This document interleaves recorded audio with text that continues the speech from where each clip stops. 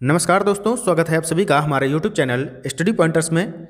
कैसे हैं आप सब? आशा करते हैं कि बहुत ही अच्छे होंगे और आपकी तैयारी बहुत ही अच्छे से चल रही होगी। तो यहाँ पर हम आपके लिए लेकर आ चुके हैं सीटेट एग्जाम 2021 4 जनवरी को जो आपका पेपर हुआ है फर्स्ट शिफ्ट में। तो उसमें जो क्वेश्चन आपके पूछे गए हैं तो उनका यहाँ पर हम डिस्कस करने वाले हैं। तो वीडियो को ध्यान से देखिएगा और वीडियो अच्छा लगे तो लाइक और शेयर जरूर कर देना। और चैनल पर अगर आप पहली बार आए हैं तो सब्सक्राइब कर लेना और बेल आइकॉन को प्रेस कर देना ताकि आने वाली वीडियो का नोटिफिकेशन आपको सबसे पहले मिल सके। तो चलिए शुरू करते हैं आज का इम्पॉर्टेंट लेक्चर और चलते हैं अपने पहले क्वेश्चन की तरफ। पहला क्वेश्चन आपसे पूछा गया नई शिक्षा नीति को लेकर, और यहाँ पर पूछा गया कि नई शिक्षा नीति जो है ये किस पाठ्यक्रम पर आधारित है। तो ये जो है 5+3+3+4 पर आधारित है। पहले जो यहाँ पर पाठ्यक्रम था वो था आपका 10+2, लेकिन अब यहाँ पर चेंज होकर ये हो गया है 5+3+3+4।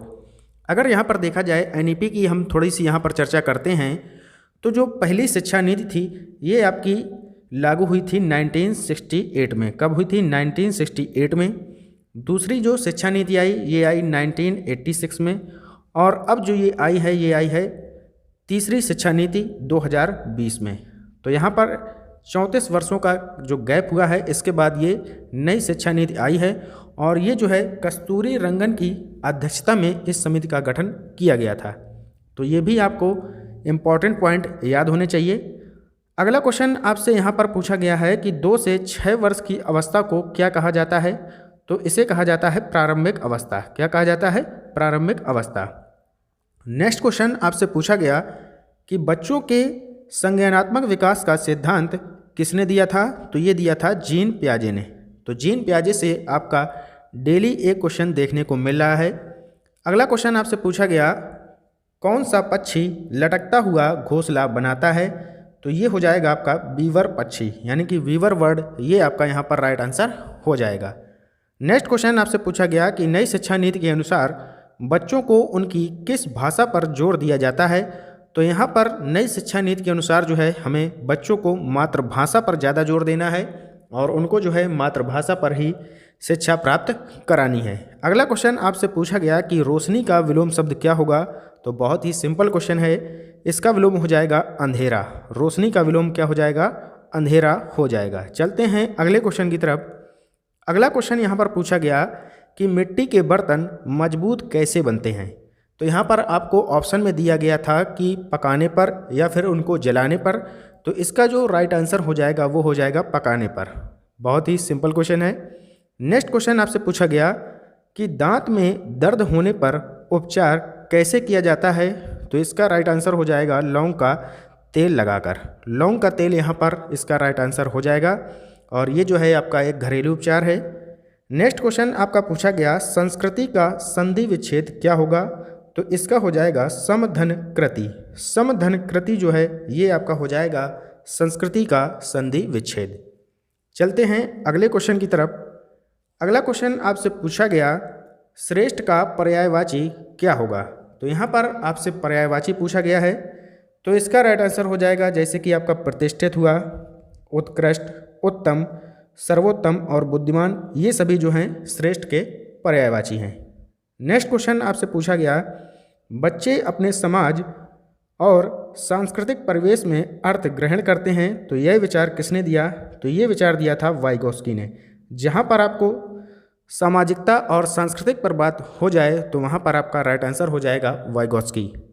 अगला क्वेश्चन आपसे पूछा गया कि जिस शिक्षण विधि में छात्र सक्रिय रूप से भाग लेते हैं तो वह विधि कौन है। तो ये हो जाएगी आपकी प्रश्नोत्तर विधि। कौन सी हो जाएगी? प्रश्नोत्तर विधि आपका यहाँ पर राइट आंसर हो जाएगा। अगर बात करें प्रश्नोत्तर विधि की तो जो इसके जो है जनक माने जाते हैं वो माना जाता है सुकरात को। प्रश्नोत्तर विधि के जनक किसे कहा जाता है? सुकरात को कहा जाता है। चलते हैं आगे।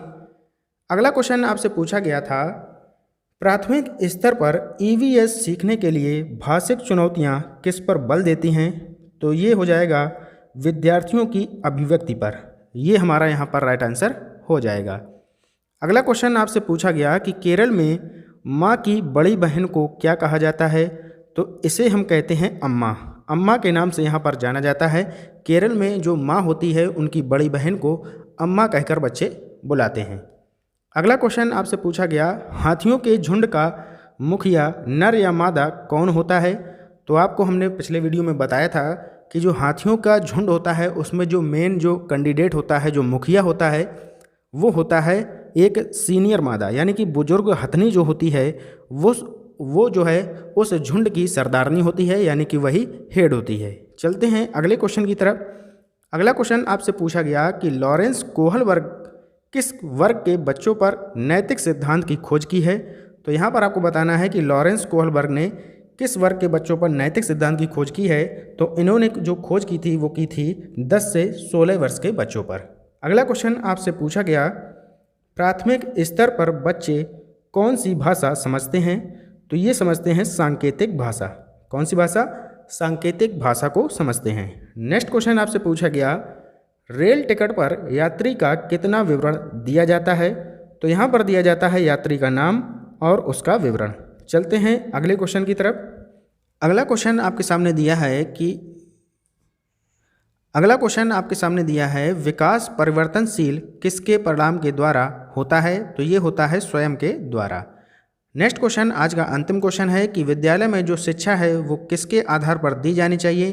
तो यहाँ पर हो जाएगा बाल केंद्रित शिक्षा यहाँ पर हमें दी जानी चाहिए। ये आपको यहाँ पर बताया गया है, क्योंकि जो है एनईपी जो है वो हमें क्या बताती है कि जो शिक्षा हमें प्रोवाइड करानी है वो बच्चों के अकॉर्डिंग ही करानी है, ना कि अपने अकॉर्डिंग। तो ये थी आज की इम्पॉर्टेंट क्लास। तो वीडियो कैसा लगा जरूर कमेंट बॉक्स में बताएं। मिलते हैं नेक्स्ट वीडियो में, तब तक के लिए good bye, have a nice day. जय हिंद, जय भारत।